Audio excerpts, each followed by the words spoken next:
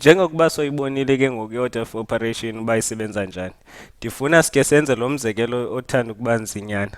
Ndiyakholwa uyawubona lona umzekelo uthanda ukuba neento ezininzi, unee-parentheses, i-subtraction, i-addition, kunye ne-division, ne-multiplication. Khumbula siqala ngee-parentheses kaloku. Emva kwe-parentheses siza ngee-exponents. Ungawari nge-exponents ngoba zikho kulo mzekelo. Sokwenza i-multiplication ne-division, sitsho sigqibele nge-addition ne-subtraction. Yiyo ke le i-order of operation. Xa ufuna uyikhumbula kufuneka uyifunde njengo-PEMDAS kuze uyikhumbule. Kodwa ke ukhumbule i-multiplication ne-addition zisendaweni enye, kanjalo ne-addition ne-subtraction. Ngoku ke into esizoyenza yokuqala apha kulo mzekelo zii-parentheses nazi zokuqala. Kwezi parentheses kukho nezi parentheses ezendizenze yellow. Ithi order of operation siqala ngee-parentheses. Ngoko ke soqala ngee-parentheses.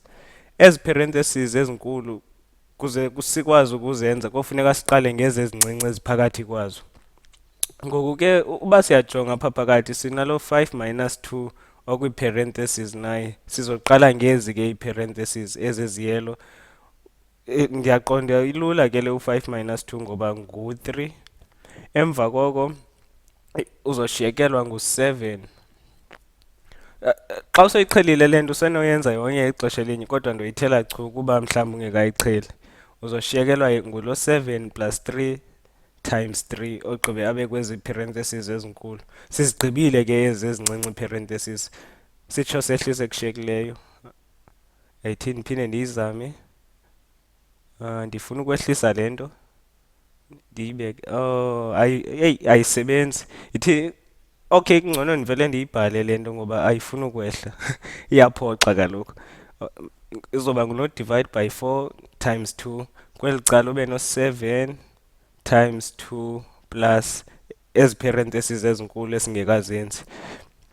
Xa usofika kwesi step ke ngoku nezi parentheses ezinkulu phakathi kwazo no-7 plus 3 times 3. Ukwenza lo 7 plus 3 times 3 funeka silandele i-order of operation kwakhona. Ithini i-order of operation? Ithi kulo 7 plus 3 times 3 sizoqala ngo-multiplication. Khumbula kaloku nankiyana uPEMDAS wethu. Ithi senza ntoni? I-multiplication. Ngoko ke kule bracket, kule parentheses sizoqala nge-multiplication. Nansi i-multiplication yethu ku-PEMDAS, sizogqibela nge-addition. Ngoku ke sizoqala ngo-3 times 3. Sigqibele ngoku-adda u-7. Soba no-7 plus u-3 times 3 ngubani kanene? Nanku u-3 times 3, u-3 times 3 ngu-9. Sitsho sizivale futhi i-parentheses. Khumbula yonke le nto ubusenoyenza ngesitephu esinye kodwa ndifuna ukuyithela chu kuba ndifuna ukubonisa. Udivide ngo-4 times 2. Emva koko sishiyekelwe ngulo 7 plus 9 kule parentheses. Khumbula kaloku sisenza la parentheses ngoko ke asikayigqibi.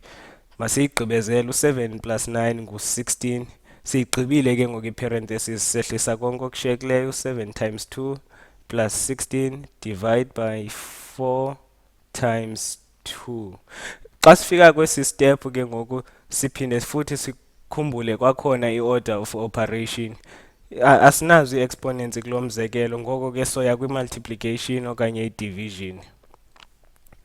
Nansi i-multiplication apha, nansi i-division apha, nansi enye i-multiplication.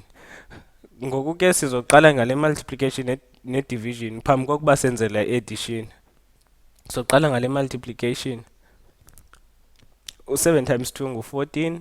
Sizogqibela ngaye la addition, masimbeke apha. Apha sino-16 divide by 4 times 2. Khumbula kulaa video yethu yokuqala besithe kaloku xa une-division ne-multiplication kwindawo enye uyuqale e-left xa usenza izibalo zakho kwenzela ukuba sibe lula.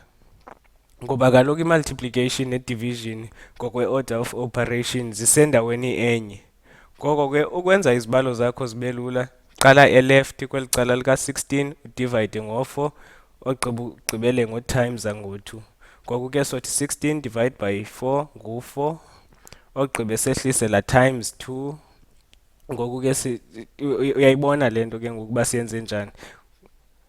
Xa sifika apha ke ngoku senza i-multiplication ngoba sine-multiplication ne-addition kuphela. Siqala i-multiplication sibe nalo 80, ogqibe sehlise u-14, sitsho ke ngoku sizogqibela ngalaa addition.